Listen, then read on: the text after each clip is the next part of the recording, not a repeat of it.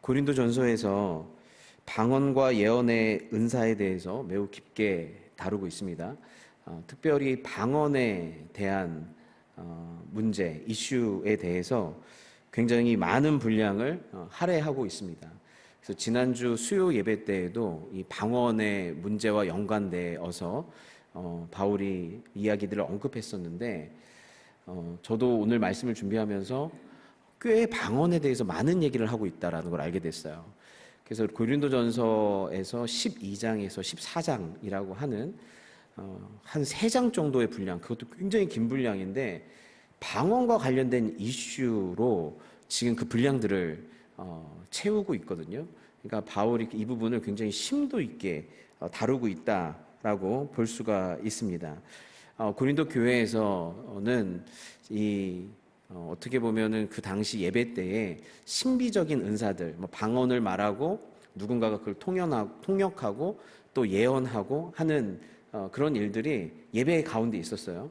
그래서 누군가가 말씀도 전했지만 또 어떤 분들은 또 일어나서 성령이 인도하시는 대로 막 방언을 했고 또 통역을 했고 예언의 은사를 막 했고, 그래서 굉장히 신비적인 그런 사역들이, 성령의 사역들이 함께 있었는데, 고린도전서에서의 문제는 뭐냐면 통변이나 예언보다 방언 자체에 포커스를 맞춰서 굉장히 조금 무질서하고 시끄러울 정도로, 그래서 새로운 신자들이 왔을 경우에는 다들 막 이상한 방언들을 막 따따따따 얄라발라발라 야리야리야리 막 이러면서 이제 막 알리숑 이러면서 이제 막 아리가또 뭐 이러면서 다니까 이제 여러 가지 방언들이 막, 이게 그 다른 나라의 언어의 방언도 있고 천상의 언어로서 우리가 알아듣지 못하지만 소리가 있는 방언들이 있거든요.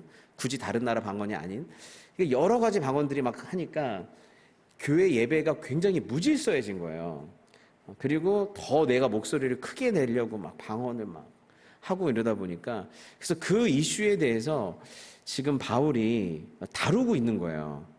어떻게 교회에서는 이 신비적 은사들을 해야 되는지, 특별히 방언에 대해서는 어떻게 해야 되는지에 대해서 3장에 걸쳐서 지금 이야기를 하면서 그 방언의 이슈와 문제를 해결하기 위해서 복음의 관점에서, 공동체적 관점에서, 교회론적 관점에서 이 문제를 해결하고 있는 것입니다. 그러면서 제가 느꼈던 게 뭐냐면, 많은 신학자들이 이 바울의 서신들을 상황적 서신이라 그래요. 상황적 서신. 왜 상황적 서신이라고 그러냐면, 이 로마서를 제외하고는, 로마서는 진짜 딱 맘 잡고 3개월 동안 로마 교회를 위해서 복음을 딱 정리한 건데, 로마서를 제외하고 거의 대부분의 서신이 그 교회에 일어난 어떤 상황, 특별한 상황, 특별한 이슈, 특별한 문제를 복음의 관점 안에서 해결하기 위해서 쓴 서신들이에요. 그러니까 특별히 내가 조직신학적으로 하나님에 대해서 체계적으로 뭘 알려줘야겠다라고 해서 서신을 쓴 게 아니라, 그 교회에게 있는 지금 특별한 상황과 이슈와 문제점을 해결하기 위해서, 그것들을 해결하려고 바울이 복음의 관점, 근원적 관점에서, 공동체적 관점에서 문제를 해결하려고 글을 쓰다 보니까 이 서신들이 나타난 거죠. 그 디모데 전후서나 디도서 같은 경우에는 목회적 서신이긴 한데, 그건 역시도 이러한 상황이 있을 수 있으니 대비해라, 이러한 상황 속에서는 이렇게 해라 라고 하는 그런 대비적 관점이 있기 때문에 그건 역시도 상황적 서신이라고 할 수가 있어요. 그렇다고 하면 이 바울의 편지들 대부분이 책상에서 그냥 연구해서 편지가 생긴 것이 아니라 구체적인 어떤 사건, 위기, 문제를 통해서 바울의 서신이 탄생했다라고 볼 수가 있습니다. 짧게 예를 들면 갈라디아서를 썼을 때는 굉장히 진하게 복음에 대해서 얘기하거든요. 전투적으로. 근데 그거는 갈라디아 교회 안에서 율법주의 문제가 침투했기 때문에 그래요. 그러니까 다른 복음이라고 하잖아요. 그러니까 복음에 율법주의가 혼합되어서 복음을 믿어야 하지만, 예수님을 믿어야 하지만 율법도 지켜야 돼라고 하는 혼합주의적 다른 복음이 침투했기 때문에 갈라디아서가 탄생이 됐어요. 이 빌립보서 같은 경우에도 교회 안에서 그 안에서 분열과 싸움과 다툼이 있었거든요. 그래서 그리스도 예수의 마음을 품고 너희들 안에 있는 기쁨을 빼앗기지 말아라 라고 해서 이 기쁨의 서신이 왜 탄생된 거냐면 공동체의 분열 문제 때문에 탄생이 됐어요. 골로새서도 아주 복음 덩어리예요. 골로새서도 완전 복음 덩어리인데 그게 왜 그러냐면 그 안에 침투한 이단 사상 문제들, 그 당시 침투했던 여러 가지 이단 사상이 여전히 들어왔기 때문에 골로새서가 탄생했어요. 고린도전서는 그 아주 복합적 공동체의 위기라고 해서 굉장히 다양한, 특별히 고린도전서는 세속화가 들어왔어요. 고린도 지역이라고 하는 그 세속적인 도시의 문화와 로마 문화가 고린도 교회 안으로 침투돼서 음란했고 분열했고 여러 가지 일들이 있었죠. 근데 이 모든 서신들이 뭐 때문에 탄생됐냐면 문제가 있어서 탄생된 거예요. 문제와 이슈가 있었기 때문에 탄생된 거예요. 근데 이런 문제가 없었다면 이렇게 보화 같은 서신들이 그 상황에 맞게 찐하게 탄생되지 못했을 것입니다. 그래서 여기 이 방언의 문제도 마찬가지인데요. 이 고린도 교회에 있는 이 무질서한 방언의 문제 때문에 12장에서 바울이 여러 은사를 함께 다루면서 교회론을 다뤄요. 그래서 거기 안에 몸의 신학, 기억나시죠? 손, 발, 귀 이런 거, 약하고 강한 지체, 몸의 신학, 다양성과 통일성의 유기적 공동체, 그리고 은사의 종류와 목적을 다루고요.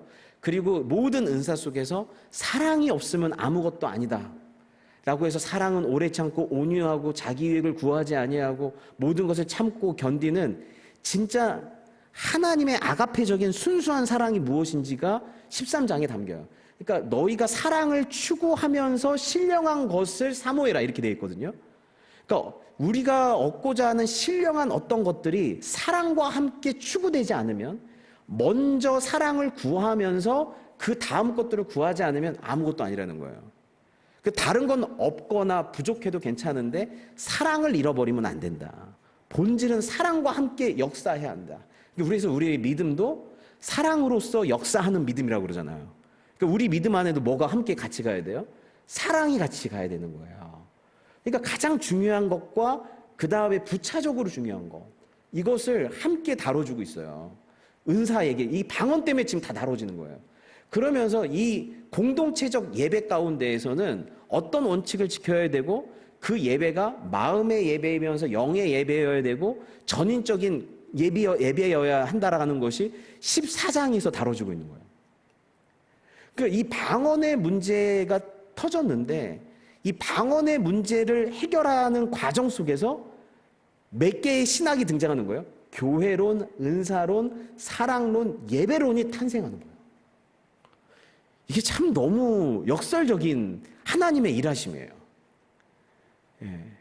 하나님은 만사 형통을 통해서 일하시는 것이 아니라 이러한 특별히 교회의 틈탄 아주 거의 굉장히 교회를 무너뜨릴 수도 있는 암적인 문제들이거든요, 사실 이런 것들이. 그런데 그런 것들을 하나님께서 삼으셔서 붙잡으셔서 이 문제를 진주처럼 만드셔서 문제와 위기 속에서 신학이 탄생하는 거예요. 근데 이게 고린도서만 그런가, 바울만 그런가, 그게 아니라 이 기독교 역사에서 굵직굵직한 신학들은 다 이렇게 탄생해요.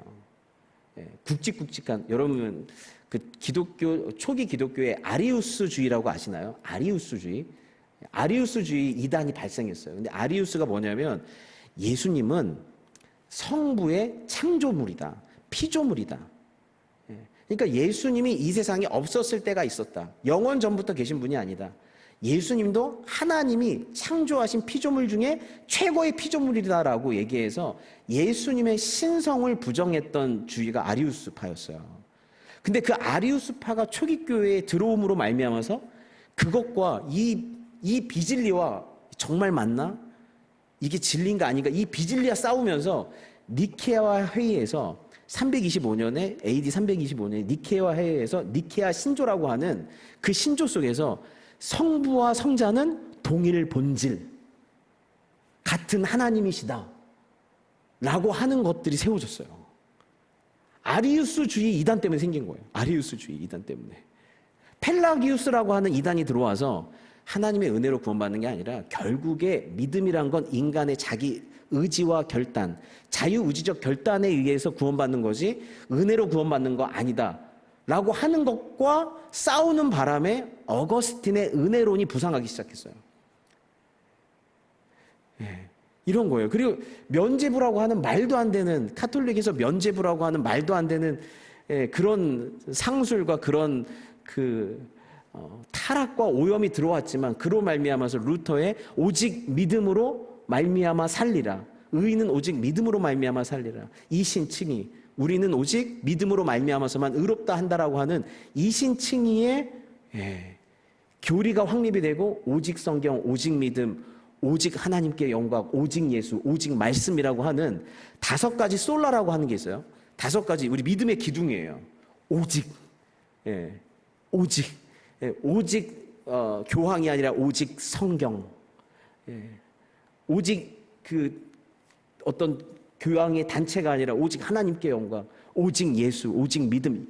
이게 다 어디서 나왔냐면 카톨릭의 부패 때문에 생긴 거예요. 그것 때문에 사실 우리 기독교가 생긴 거예요. 개혁주의, 리폼드 처치가 된 거죠. 개혁된 교회는 계속 개혁되어야 한다. 그래서 우리는 더욱더 순수하게 하나님의 복음과 말씀과 진리 앞에서 계속 개혁돼야 되는 줄 믿습니다. 근데 그런 개혁이 우리 의지로 순수하게 잘 안 된다는 거예요. 이러한 문제와 이슈가 있음으로 말미암아서 그것과 싸우면서, 진리와 싸우면서 이 개혁이 된다는 것이죠. 그러면서 우리에게는 위기가 신앙을 낳는다는 것, 고통이 묵상을 낳고 묵상이 신학을 낳는다는 이 사실을 알 수가 있습니다.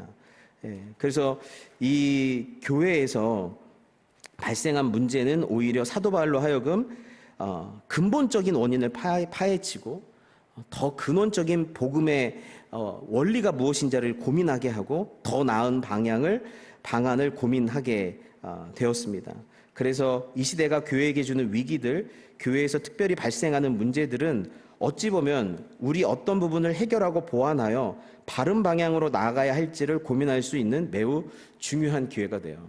그래서 여러분이 하나는 꼭 걱정하지 않으셔도 되는 게 교회가 망할 걱정은 안 하셔도 돼요. 네, 우리는 안 망해요.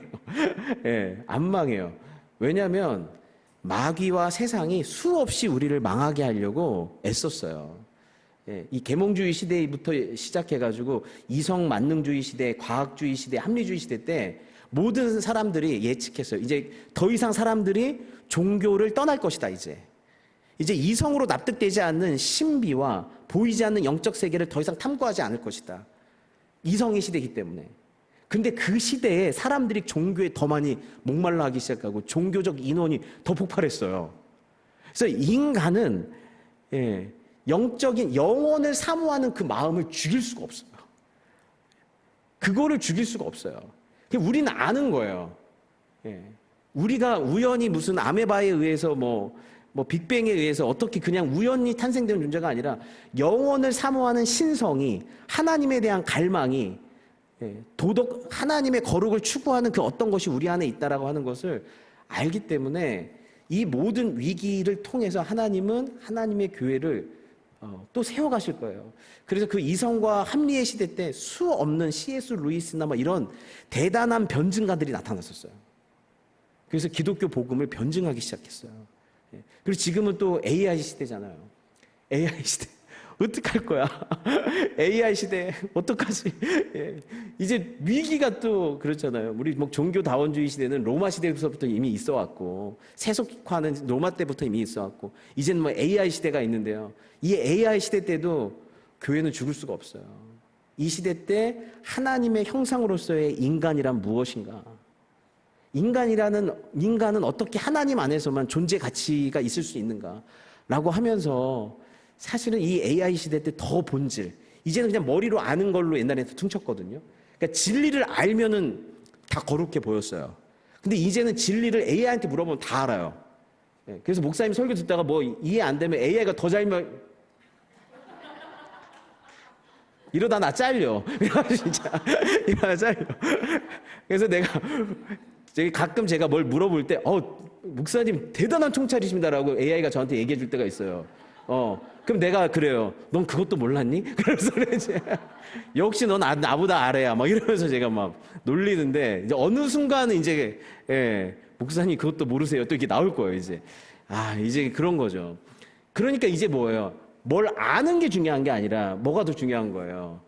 그 아는 것이 내 삶에 정말 내면화됐냐? 그 알미, 그 알므로 내가 정말 살아가고 있는가? 그 알을 정말 경험하고 있는가? 하나님이 어떠하다라는 걸 조직신학적으로 아는 게 중요한 게 아니라 그 하나님을 내가 지금 만나고 있는가? 경험하고 있는가? 참된 공동체성과 인간성으로서 내가 지금 형성되고 있는가? 포메이션이 더 중요해진 시대가 돼버린 거예요. 이제 난리지가 아니라. 그러니까 더 깊은 차원으로 하나님께서 우리를 이 위기 가운데에서 인도하실 줄 믿습니다. 하나님은 악도 선으로 만드시는 분이고 위기를 기회로 삼으시는 분이고, 그 숱한 암적인 위기, 우리 교회와 내 신앙생활과 내 삶을 만들 그 위기를 통해서 오히려 하나님께로 더 가까이 이끌어내시는 분이 하나님이세요. 이게 하나님의 놀라운 능력이세요. 우리도요, 아무리 옆에서 이제 내가 보니까 이렇게 먹으면 안 돼. 이렇게 먹으면 안 돼. 내가 보니까 운동해야 돼. 내가 보니까 이제 그런 거 다 걱정 내려놔야 돼. 백날 얘기해봤자 안 들어요. 한번 아파야 돼. 한번 아파야 돼. 한번 아파야 돼. 최근에 저희 엊그저께 어머니랑 잠깐 통화했는데 잠깐 어지러워가지고 쓰러지셨다고 그러더라고요. 그래서 저희가 맨날 어머니 이렇게 드시면 안 되고 운동하셔야 되고, 그 걱정 다 내려놓으시고 왜 걱정하냐고. 그런데 귓등으로도 안 드시러, 우리 어머니 들으시는 거 아니야, 이 설교? 근데, 편집 안 되나? 아무튼, 그래서, 안 듣는데, 이번에 제 남동생이 그러더라고요. 어머니 이번에 딱 병원 가시고 나서, 이번에 약간 어지러워서 병원 입원하시고 나서, 어머니한테, 이제 그 걱정 좀 그만하시고, 이제 먹는 것도 조심하시고. 그런데, 어린아이처럼 듣더래요. 어린아이처럼. 그래, 그래야겠다. 내가 왜 잠 못 잤는지, 내가 왜 걱정했는지, 내려놔야겠다. 이러시는 거예요. 그러니까 그거는 우리가 아무리 가르쳐줘도 되는 게 아닌 거예요. 내 삶의 어떠한 위기, 문제, 이슈를 딱 맞닥뜨리는 순간, 이거 아니구나라고 하는, 그때서야 하나님의 음성이 확 들리는 거예요. 그러니까 하나님은 우리의 어떤 상황 속에서 우리에게 어떤 말씀을 하시는 거예요. 우리가 겪는 어떤 상황 속에서. 근데 그게 극적이고 위기고 문제고 이슈일수록 이것 때문에 망하는 거 아니야? 끝나는 거 아니야? 그게 아니라 하나님은 그걸 통해서 더 크게 우리에게 확성기로 얘기하시는 거예요. 하도 잘 못 먹으니까, 그렇죠? 못 알아먹으니까. 못 알아먹으니까. 그냥 안 먹고 쳐서 먹으니까. 그렇죠? 하루도 못 알아서 쳐서 드시니까 이게 이렇게 얘기를 하시는 거예요. 그렇게라도 얘기를 하시는 거예요. 그러니까 왜 이렇게 되냐면 우리가 죄인이라 그래요. 죄인이라. 하나님 나라에서는 뜻이 하늘에서 이루어진 것 같이 땅에서도 이루어지이다. 하나님의 뜻이 땅에서 그냥 바로 직속으로 되는데, 지금 하나님의 뜻이 뭔지 알아도, 말씀 가운데 은혜 받고 알아도 여러분 삶 가운데 이루어지는데 얼마나 힘들어요. 얼마나 힘들어요. 얼마나 의심하고 불안해하고 내 말 안 읽고 또 사후정처럼 알아듣고 이런 게 얼마나 많아요. 그러니까 하나님이 상황을 통해서 얘기를 하시는 거예요. 들어라 라고 말씀하시는 거죠.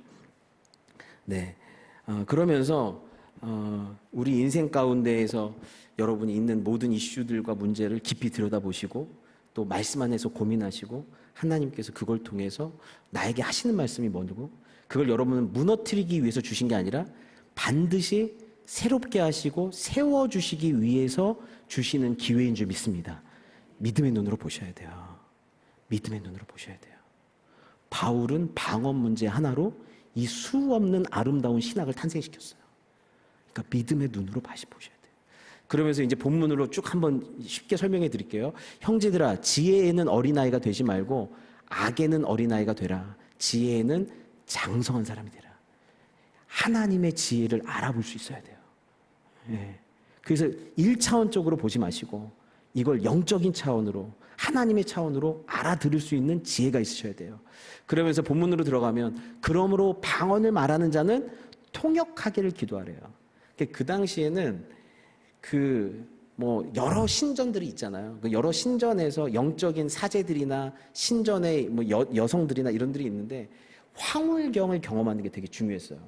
그래서 황홀경을 경험할 때 어떤 신에 신들려서 말을 막 그 신들림으로 막 말하는 것에 굉장히 영적인 것으로 알았어요. 그래서 사람들이 방언이 터지니까 마치 자기들이 영적인 거라고 생각해서 방언을 막 하기 시작하는데 사도 바울은 그러는 거예요. 야, 그렇게 이방 신전의 신들처럼 막 떠들지 말고 통역하는 사람을 세워라. 통역할 수 있게 해라. 라고 얘기하면서 내가 만일 방언으로 기도하면 나의 영이 기도하거니와 나의 마음은 열매를 맞지 못하리니. 방언이라고 하는 게 내가 말하면서 그게 무슨 의미인지 모르잖아요. 영으로 기도하는 거니까. 근데 마음의 기도는 내가 말하는 기도를 인식하고 느끼는 거예요. 그러니까 기도하면 나의 영이 기도하거니 나의 마음은 열매를 맺지 못하리라. 그러면 어떻게 할까? 내가 영으로 기도하고 또 마음으로 기도하며 내가 영으로 찬송하고 또 마음으로 찬송하리라. 예. 그러니까 영으로 하면서 마음으로 한다는 건 지정의죠. 깨닫고 느끼고 이렇게 살아야겠다라고 하는 의지가 생기는 게 지정의가 혼이라고도 하고 마음이라고 하거든요. 이 지식과 감정과 의지 이 세 가지가 발동되는 거. 근데 영으로 하는 건 내가 뭘 얘기하는지 모르니까 깨닫지들 못하니까 못 느끼고 그리고 내 삶에 어떻게 적용해야 될지 의지가 발생되질 않아요. 그러니까 영으로도 기도해야 되지만 반드시 그게 마음의 기도여야 되고 영의 찬송이 마음의 찬송이어야 된다. 그러니까 우리가 그러잖아요. 영과 진리로 예배해야 한다 그러죠. 그 진리는 우리가 느끼고 깨닫고 의지를 발동하는 게 진리잖아요. 예. 그래서 영과 진리가 함께 가야 된다는 거예요. 공동체 예배는. 그러니까 영으로만 막 떠드는 거는 오히려 서로 아무것도 유익이 안 된다라고 얘기를 하는 것입니다. 16절 그렇지 아니하면 내가 영으로 축복할 때에 알지 못하는 처지에 있는 자가 내가 무슨 말을 하는지 알지 못하고 내 감사에 어찌 아멘하리요. 예, 통역하는 사람이 없이 영적으로 막 했는데 그게 축복이고 감사인데 이 축복과 감사에 대해서 아멘 하는 게 당시 회중의 반응인데 아무도 아멘을 못한다는 거예요. 그 일이 있었어도. 너는 감사를 잘하였으나 그러나 다른 사람은 덕세움을 받지 못하리라 하고 있습니다. 내가 너희 모든 사람보다 방언을 더 말함으로 하나님께 감사하노라. 내가 방언 못해서 이렇게 얘기하는 거 아니야. 다행이에요. 방언을 많이 해서.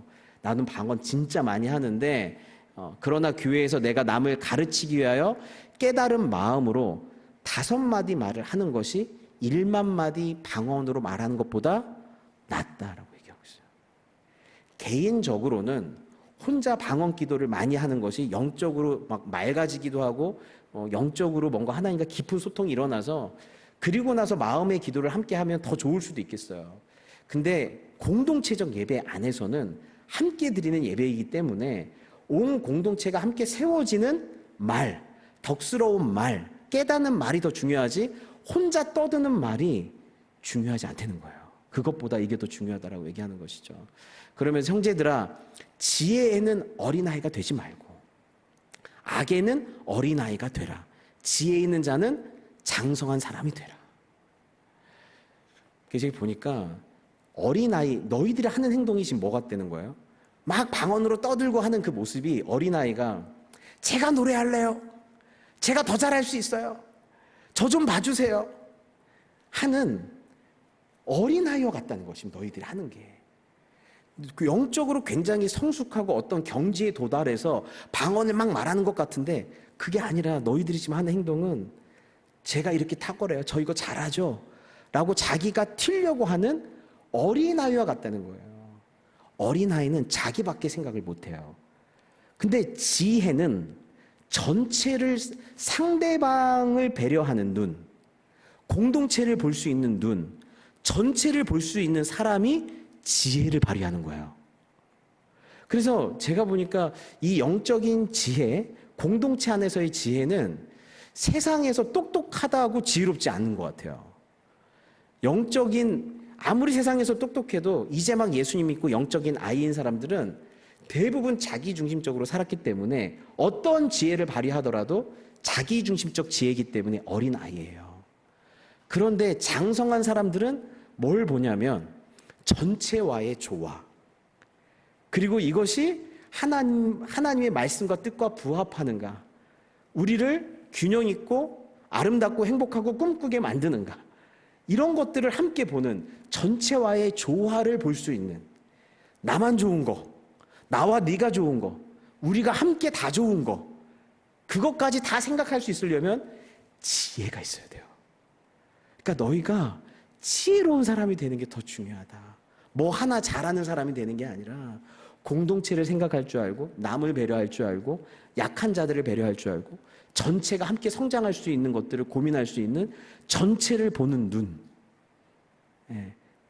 그렇게 지혜로운 사람들이 저희 교회 안수 집사님도 되고 장로님도 되고 그렇게 사역자도 되고 그렇게 될 줄 믿습니다. 그렇게 지혜가 성장해야 되죠. 그러면서 율법에 기록된 바 주께서 이르시되 내가 다른 방언을 말하는 자와 다른 입술로 이 백성에게 말할지라도 그들이 여전히 듣지 아니하리라. 이 말씀은 이사야서 28장 말씀을 인용한 건데요. 율법에 기록된 바 주께서 이르시되 내가 다른 방언을 말하는 자와 다른 입술로 이 백성에게 말했대요. 근데 그들이 안 들었대요. 그러니까 방언으로, 이게 구약에서 지금 방언 얘기를 하는 거거든요. 근데 이게 이사야서 28장인데 대저 경계의 경계를 더하며 경계의 경계를 더하며 교훈의 교훈을 더하며 교훈의 교훈을 더하되 여기서도 조금 저기서도 조금 하는도다. 그러므로 더듬는 입술과 다른 방언으로 그가 이 백성에게 말씀하시리라. 조금 어렵죠. 근데 무슨 뜻이냐면 이사야가 자꾸 하나님의 말씀을 받아서 대언을 하니까 이 선지자들이 듣기 싫은 거예요. 거짓 선지자들이. 그러니까 그 당시에 부패한 선지자들이 듣기 싫으니까 이 이사야가 하는 이 말, 하나님의 말씀을 받아서 하는 말인데 이 말을 어떻게 들었냐면 경계에 경계를 더하며 교훈에 교훈을 더하며, 그러니까 한마디로 이건 뭐냐면 쫑알쫑알한다, 쫑알쫑알한다, 쫑알쫑알쫑알쫑알한다 이렇게 하는 거예요. 그러니까 이사야가 자꾸 잔소리를 한다. 그러니까 이사야가 지금 하나님의 말씀을 받아서 하나님의 언어를 하고 있는데 그 말씀을 이 거짓 선지자들은, 이 부패한 선지자들은 어떻게 듣는 거예요? 잔소리로 듣거나 쓸데없는 이야기로 듣거나 쫑알거리는 소리로 들은 거예요. 분명한 언어로 하나님의 말씀을 대언하고 있는데 경계의 경계를 또 걸어간다. 또 경계의 경계, 교훈의 교훈. 또 안 듣고 싶은 거예요. 그러니까 하나님이 뭐라고 하냐면 안 듣고 싶어? 그럼 내가 방언으로 얘기해 줄게. 그러니까 여기서 방언은 특별한 선물이 아니라 내가 한국말로 하는데도 니네가 못 들어? 한국말로 하는데도? 그럼 내가 스페니쉬로 해줄게. 나 아프리카 무슨 부족어로 해줄게. 어차피 안 들을 거니까. 그러니까 그래서 결국에는 이 말대로 아수르 사람의 언어가 그들에게 임해요. 근데 아수르의 언어는 뭐예요? 죽여라죠. 정복해라죠. 침략자들의 언어가 이들에게 임해요. 하나님의 말씀, 하나님의 언어, 하나님의 말씀을 가벼이 여기고 하나님의 말씀을 안 들으니까 방언이 임한 거예요.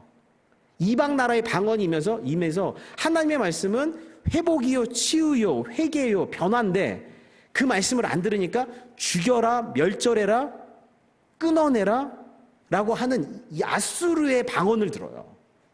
그러니까 여기에서 주님이 내가 더듬는 입술과 다른 방언으로 너에게 말하겠다. 그러니까 여러분 지금 하나님께서 저희 교회에 말씀으로 은혜를 주시고 말씀으로 여러분에게 쏟아 부어 주실 때 그걸 아멘으로 기쁨으로 쫑알대는 소리가 아니라 하나님의 말씀으로 무겁게 받으셔야 돼요. 영광이라고 하는 것, 하나님의 영광이라고 하는 뜻이 무겁다라는 뜻이에요. 하나님의 영광은 하나님의 존재와 말씀을 무겁게 받아들이는 사람들이 하나님께 영광을 돌릴 수가 있어요. 근데 그거를 가벼운 소리로 또 들을 수 있는 소리. 그렇게 얘기하면 주님이 더듬는 입술과 다른 방언. 그러니까 바울이 완전히 그들의 상식을 깨는 거예요. 방언이 축복의 언어. 우리도 한때 그랬죠. 방언 받으면 구원받은 증거라고. 방언 받은 게 성령 충만한 증거라고. 한때 막 그랬었잖아요. 근데 바울이 그걸 깨는 거예요. 오히려 방언이 하나님이 너희를 심판하고 있다라고 하는 심판의 언어였어요. 그래서 실제로 한국교회에서도요, 방언 때문에 성령 충만했다가 방언 때문에 교회마다 분열한 게 있었어요. 이 신비적 은사 때문에. 그러니까 중요한 건 우리가 그걸 어떻게 받느냐가 되게 중요한 것이죠. 예. 그래서 이 방언이 너희에게 심판의 언어였는데 너희들은 여전히 그거 갖고 자랑하고 있다라고 지금 또 얘기를 하고 있습니다. 그러면서 그러므로 온 교회가 함께 모여 다 방언으로 알지 못하는 자들이나 믿지 않는 자들이 들어와서 너희를 미쳤다 하지 아니하겠느냐라고 이야기하고 있습니다. 그러면서 방언에 집중하지 말고 예언하기를 사모하라 그래요. 예언하기를 사모해라. 지금 다 말에 대한 거예요. 그런데 다 예언을 하면 믿지 아니하는 자들이나 알지 못하는 자들이 들어와서, 이거는 같이 한번 읽겠습니다. 시작.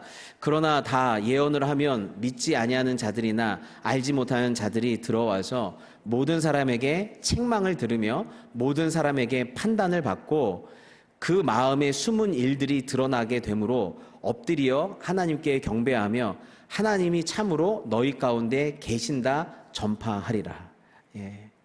예언은요, 여기 얘기하는 것처럼 그 윗구절에도 예언이 덕을 세우고 위로하고 겸손하는 역할을 해요. 그런데 여기에서는 더 예언이 또 다른 역할이 있는데, 예언이 책망하는 역할, 그리고 판단하는 역할. 그러니까 교회에서 누가 누군가에게 예언을 하는 거예요.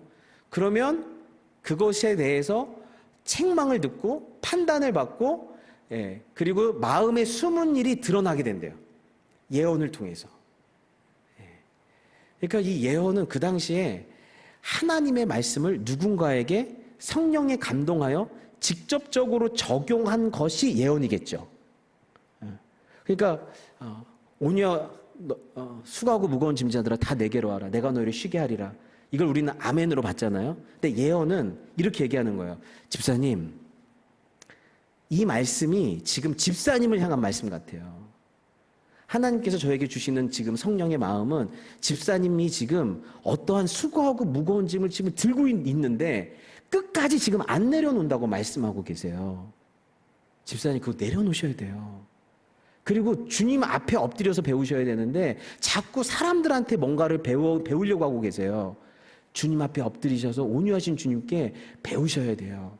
너는 내 십자가를 지고 있지 않고 세상 짐을 지고 있다고 말씀하세요.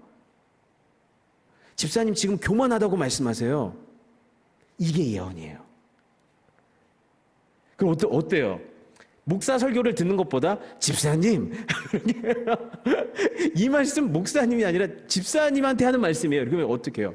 이게 나한테 확 와닿죠? 이거 진짜 나한테 하시는 레마의 말씀으로 확 와닿죠? 그 당시에는 이 예언의 은사가 이렇게 활발했어요. 그래서 하나님의 말씀이 선포되면 그것을 가지고 어떤 예언하는 사람들이 일어나서 이 말씀이 지금 누구에게 하는 말씀입니다. 지금 성령께서 지금 우리 공동체에 이렇게 하라고 말씀하십니다라고 하는 예언자적 선포가 일어났었어요. 얼마나 강력했어요. 여기 말씀 보시면 이것도 한번 읽어볼까요? 하나님의 말씀은 살아있고 활력이 있어 좌우의 날선 어떤 것보다도 예리하여 혼과 영과 및 관절과 골수를 찔러 쪼개기까지 하며 또 마음의 생각과 뜻을 판단하나니 지으신 것이 하나도 그 앞에 나타나지 않음이 없고 우리의 결산을 받으실 이의 눈앞에서 만물이 벌거벗은 것 같이 드러난대요.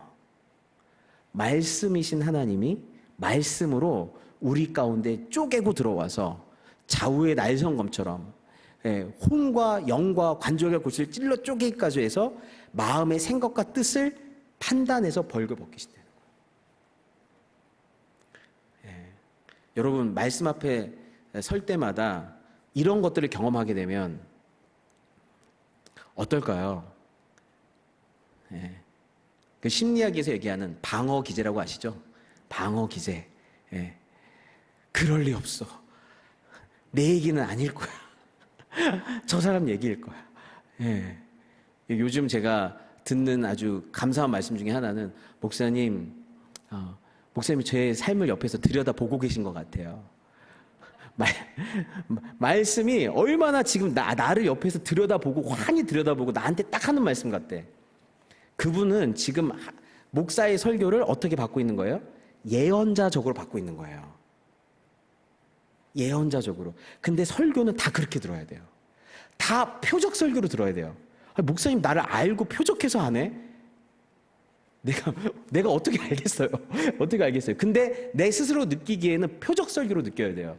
왜냐하면 예언자적으로 느껴야 되기 때문에 그래요. 근데 사람들이 그렇게 말씀을 안 받죠. 이건 내 말씀이 아니라고 생각하죠. 방어 기제가 발동하죠. 그러니까 누가 필요한 거예요? 예언자가 필요한 거예요. 아니 너야. 남 얘기하지 말고 너한테 하는 말씀이야. 너에게 하는 언어야. 이 말씀 앞에 너희가 지금 서 있는 거야. 그 역할을 누가 하는 거예요? 예언자적 은사를 갖고 있는 사람이 하는 거예요. 하고 있는 거예요. 그런데 우리가 순수하고 건강할 때는 이게 좋은데 미숙한 예언자, 변질된 예언자들도 많아요. 제가 신비적 사역을 하는 사람들의 특징 중에 하나가 뭐냐면요, 끝이 안 좋아요. 저도 정말 수많은 예언가들한테 머리 디밀고 예언 많이 받아봤어요. 예언도 많이 받아봤고 실제로 저도 누군가한테 예언 사역도 많이 해봤는데 이 사역이 한때 오순절 계통에서부터 시작해가지고 이런 예언자적 사역이 어마어마하게 많이 일어났는데 끝이 안 좋아요. 왜냐하면 이걸 하다 보면 내가 하나님의 말씀을 대언하고 있는데 나도 모르게 내가 하나님이 돼버려. 그래서 어느 순간 이걸 가지고 하나님의 마음보다 내 마음과 욕심과 이 사람을 이렇게 컨트롤하고자 하는 그 마음이 여기에 섞여요. 그리고 점점 하나님의 말씀과 뜻을 순수하게 예언하기보다 어떻게 해요? 자기 생각과 경험이 들어가기 시작하고 욕심이 들어가기 시작해요. 예언자들이 타락하기 시작해요. 예언을 받는 사람들도 처음엔 순수하게 하나님 앞에서 내가 어떻게 올바로 설 것인가로 시작했다가 나중에는 어떻게 내 삶에 저주를 막고 복을 임하게 할 것인가라고 하는 그런 쪽으로 가기 시작하고 지나치게 예언자들을 의존하기 시작하고 이제는 웬만큼 센 말 아니면 이제 듣지도 않아. 세게 해야 듣고, 무섭게 해야 듣고, 뭐 이렇게 돼버려요. 그래서 한때는, 지금도 마찬가지지만, 은사 중지론이 보수적인 신학계에서는 은사 중지론을 지지해요. 더 이상 신비적 은사는 없다. 신비적 은사는 없다. 여전히 신비적 은사가 있다. 왜냐하면 역사가 나타나니까. 이 두 파가 막 존재하기 시작해요. 하지만 우리는 어떻게 해요? 잘 분별하고 이런 신비적 은사가 있든 없든 뭐가 중요해요? 말씀을 예언자적으로 받는 게 되게 중요해요. 그럼 말씀을 예언자적으로 받으려면 특별한 한두 명의 예언자를 섬기는 게 아니라요. 제일 먼저 중요한 게 여러분 앞에 있는 목회자, 하나님께서 여러분에게 둔 목회자의 설교 있죠. 주일 설교든 수요예배 설교든 지금 어떤 흐름 속에서 가니까 이 설교 말씀을 여러분들이 어떻게 해요? 예언자적으로 들으셔야 돼요. 에스겔서에서 하나님이 이스라엘 백성을 심판한 이유 중에 하나가 뭐냐면 에스겔아, 사람들이 이제 너의 말에 귀를 기울일 텐데 그 너의 말을 즐거운 음악 듣는 소리처럼 들을 거다 이렇게 얘기해요. 그 얘기는 뭐냐면 열린 음악회 이런 거 아시죠? 열린 음악회. 좋은 강연이 김창옥의 좋은 강연 그런 거 보면 좋은 소리 이런 거 있잖아요. 그게 뭐냐면 내 삶을 쪼개고 들어오는 말씀이 아니라 내 심령을 쪼개는 말씀이 아니라 좋은 소리로 듣는다는 거예요. 그냥. 그리고 좋지 않거나 부담스러운 건 다 버린다는 거예요. 좋은 것만 딱 듣는다는 거예요. 근데 그게 심판의 징조였어요. 그렇지 않으려면 여러분 어떻게 해요? 설교를 예언자적으로 들으셔야 돼요. 그리고 여러분 묵상할 때, 그러니까 이 예언의 은사의 가장 나쁜 점은 뭐냐면 예언하는 사람한테 의존하는 거예요. 여러분이 스스로 묵상하고 기도하고 그리고 하나님 저를 향한 하나님의 뜻이 무엇입니까를 아침마다 듣고 분별하는 훈련을 해서 여러분 삶 자체에 여러분이 예언자로 살아가야 되는데 누군가를 더 큰, 더 센, 더 영빨이 좋은 예언자를 막 찾아다닐 수밖에 없어요. 이거 한번 중독되면 그 무당 찾아가는 거랑 비슷해요. 이게 자립을 안 하면. 그러니까 여러분들 어떻게 돼요? 요리를 할 수가 있어야 돼요. 말씀 앞에 스스로 서서 묵상하여 하나님의 예언자적 음성을 듣고 거기에서 마음을 쪼개고 삶을 변화시키는 능력이 여러분과 하나님과의 1:1 만남 속에서 일어나야 된단 말이에요. 예언자적 사역이. 그 일이 내 삶 가운데 말씀이신 성령께서 감동해서 내 묵상 가운데 그런 일들이 일어나면 설교 말씀과 여러분의 개인적인 묵상 가운데서 예언자적 그 말씀을 들을 수 있다면 안 돌아다녀도 돼요. 지혜에 장성한 사람이 되세요. 또 한 가지는 여러분 나누는 지체들 있죠. 이 공동체가 진짜 중요한데요. 지체들과 같이 나누다 보면 어떤 지체가 하는 말이 있어요. 자기 삶 가운데 리플렉션을 하는 말이 있어요. 하나님 요즘 나한테 이렇게 역사하시고 이렇게 인도하시는데 내 삶 가운데 이렇게 말씀하시는데 내가 갈 길을 미리 경험한 사람들이 있어요. 그 사람을 통해서 하나님이 간접적으로 얘기하실 때가 있어요. 나도 그런데? 나도 그런 싸움이 지금 있는데? 나도 그런 싸움을 했었는데? 그들의 나눔 속에서 하나님의 예언자적 음성을 들을 때가 있어요. 하나님께서 누구를 통해서 나한테 말씀하실 때가 있어요. 또 굉장히 여러분들을 위해서 기도를 부탁하고 사랑하는 어떤 분들이 정말 조심스럽게 집사님 아니면 목사님 장로님 제가 그때 주신 그 기도 제목 갖고 막 기도하는데 이런 마음이 계속 주세요. 그러니까 걱정하지 마세요. 그러니까 담대하세요. 아니 그러니까 쫄지 마세요. 아니면 그러니까 더 깨어 계시래요. 아니면 저는 가끔 우리 권사님들이 기도하시다가 그런 얘기 하실 때가 있거든요. 목사님 제가 요즘 기도하고 있는데 이런 마음 주셔. 놀라지 말고 걱정하지 마. 그걸 저는 어떻게 들어요? 예언자적으로 듣는 거예요. 하나님이 이분들을 통해서 말씀하시는구나. 네. 결국 말씀이신 하나님은 말씀하시는 분이에요. 상황을 통해서도 여러분 말씀하시고요. 말씀을 통해서 성경을 통해서 설교를 통해서 여러분 개인 묵상을 통해서 사랑하는 지체들을 통해서 누군가의 삶의 모습을 통해서도 주님은 말씀하시는 분이에요. 그 말씀하시는 분을 나에게 하시는 말씀이 무엇인지를 그것이 아프고 고통스럽고 나를 깨트리는 일일지라도 그 말씀이 내 혼과 영과 골수와 깊은 동기까지 쪼개고 들어올 수 있도록 마음을 여시기 바랍니다. 그러면 수 없는 방언을 하는 것보다 주님의 한마디 말이 5마디 말이 그 한마디 말이 여러분의 인생을 쪼개고 들어와서 우리를 변화시키게 될 줄 믿습니다. 그래서 하나님은 그 위기 가운데 말씀하시고 말씀으로 우리를 변화시킬 줄 믿습니다. 기도하겠습니다.